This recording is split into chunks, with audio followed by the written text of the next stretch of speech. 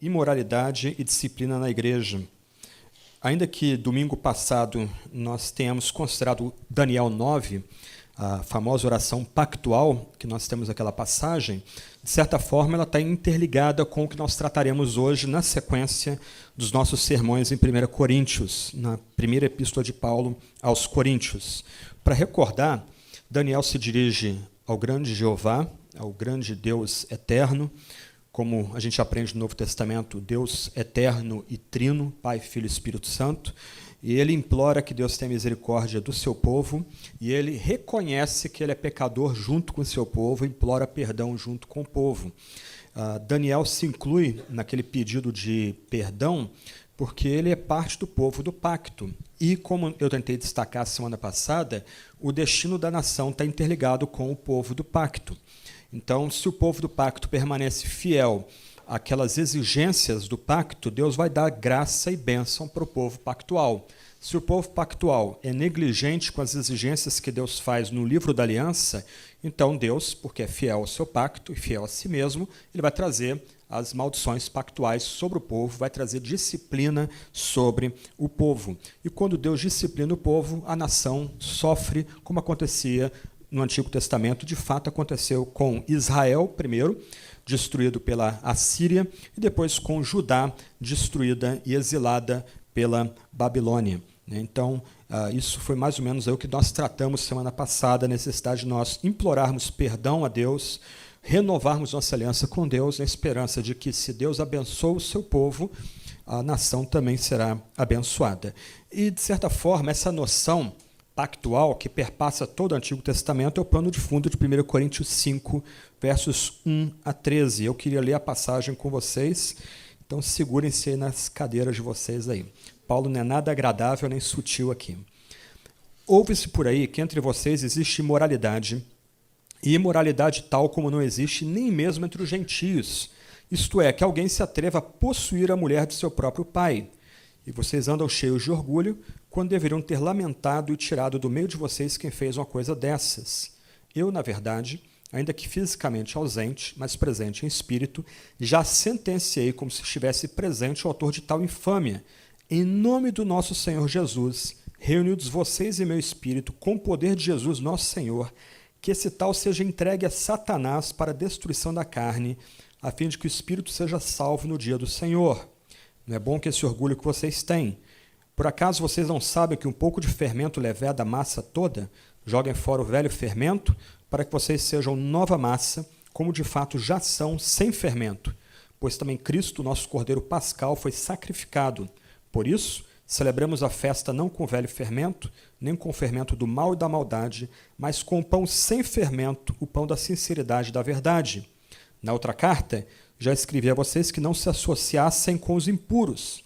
Refiro-me com isso não propriamente aos impuros desse mundo, aos avarentos, ladrões ou idólatras, pois nesse caso vocês teriam que sair do mundo. Mas agora escrevo a vocês que não se associem com alguém que, dizendo-se irmão, for devasso, avarento, idólatra, maldizente, bêbado ou ladrão, nem mesmo comam com alguém assim. Pois com que direito haveria eu de julgar os de fora? Mas será que vocês não devem julgar os de dentro? Os de fora, esses Deus julgará. Expulsem o malfeitor do meio de vocês. Uma passagem bem dura, mas muito importante para a gente aqui. Duas questões introdutórias antes da gente dividir e considerar essa passagem nessa manhã. Um ponto importante aqui é que, até o presente momento, Paulo trata de questões doutrinais. Os primeiros 4 capítulos, Paulo lida com questões ligadas, por exemplo, à centralidade de Jesus. Cristo é a loucura que salva, Cristo é o escândalo que nos conecta com Deus por meio do seu sacrifício. O seu sacrifício na cruz é absolutamente central. Deus escolhe não os sábios, não os fortes, não os entendidos, mas Deus escolhe as coisas loucas, os pobres, os que nada são, para que ele receba toda a glória. Não deve haver divisões na igreja, não deve haver partidarismos na igreja, não deve haver grupos como Paulo, Pedro, Apolo e etc. Isso acontece. Essas divisões devem ser descartadas, não se deve tolerar nenhum tipo de divisão na igreja. Nem mesmo o partido de Cristo deve ser tolerado dentro da igreja. o mais complicado no capítulo 4 é que Paulo tem que vindicar o seu ministério, ele tem que mostrar que ele é apóstolo, sim, e ele tem autoridade sobre a igreja como um apóstolo, como alguém chamado, enviado pelo próprio Cristo para disseminar a palavra de Cristo e fundar igrejas em nome de Cristo. E agora nós temos uma mudança. Paulo sai, então, de um debate essencialmente doutrinal, ligado à doutrina, ligado à fé, e ele passa agora a um debate ético. Por que essa ruptura abrupta, que pode parecer, para a gente, não é uma ruptura? O que o texto mostra, considerado no seu contexto, é que os nossos irmãos na fé lá em Corinto estavam ou tinham uma visão doutrinal tão confusa, tão complicada, eles ainda não chegaram à heresia, nós vamos considerar mais adiante aí os problemas ligados a 1 Coríntios 15, mas eles não chegaram à heresia como os crentes da Galácia, por exemplo, mas eles tinham uma visão doutrinal tão confusa, havia tanto partidarismo, tanta briga por questões que deveriam ter sido resolvidas anteriormente na igreja, que eles estavam cegos para um problema ético ocorrendo dentro da própria comunidade em Corinto. E o que Paulo coloca para a gente aqui é um negócio tão tosco, tão chocante, que mostra que muito dessa espiritualidade enfatuada, arrogante desses crentes, você lembra mais adiante, uma igreja cheia de dons espirituais, que se orgulha de ter os dons de profecia, o dom de línguas, a ser uma igreja relevante, opulenta, uma igreja poderosa, esse jeito enfatuado, arrogante da igreja, simplesmente levou os crentes daquela igreja a ficarem cegos para um pecado grosseiro ocorrendo dentro da sua própria comunidade. Mas a gente tem que ampliar aqui a nossa câmera para também olhar essa situação de um outro ângulo. Então, um primeiro ângulo, olhando o texto na sua sequência, uma igreja dividida, uma igreja brigando por questões que já deveriam ter sido resolvidas, não consegue perceber um pecado grosseiro dentro do seu própria comunidade, dentro do seu próprio arraial. Mas há outra questão importante aqui. Como já tem sido dito em outras ocasiões, nós estamos tratando aqui de uma igreja diferenciada. A igreja em Filipos era uma igreja pobre, e Paulo elogia aqueles crentes pobres por serem muito generosos. Havia outras igrejas lutando com perseguições, com situações complicadas, igrejas da dispersão, isto é, igrejas de judeus dispersos pelo mundo romano que abraçaram a fé e que lutavam com essas questões, eram desprezados tanto pelos judeus como pelos romanos e perseguidos e caluniados por ambos os grupos. Mas aqui nós temos uma igreja diferente, o corte social dessa igreja é diferente. Essa aqui é uma igreja que orgulha de ter crentes bem situados na sociedade da cidade de Corinto. Essa é uma igreja que se orgulha de ter um poder aquisitivo mais elevado.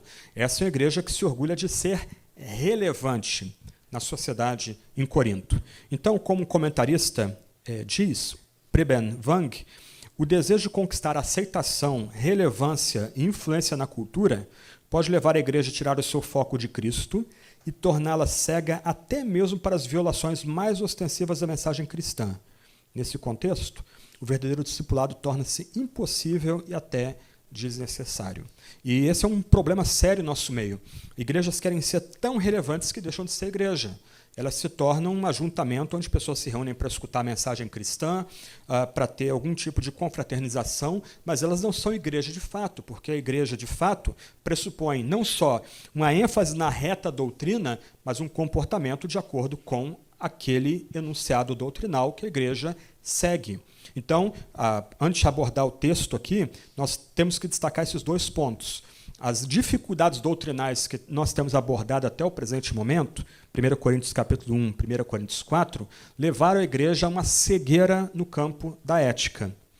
Porque a igreja era confusa em questões que deveriam estar já sedimentadas na sua fé, eles não conseguiam perceber o pecado presente dentro da comunidade.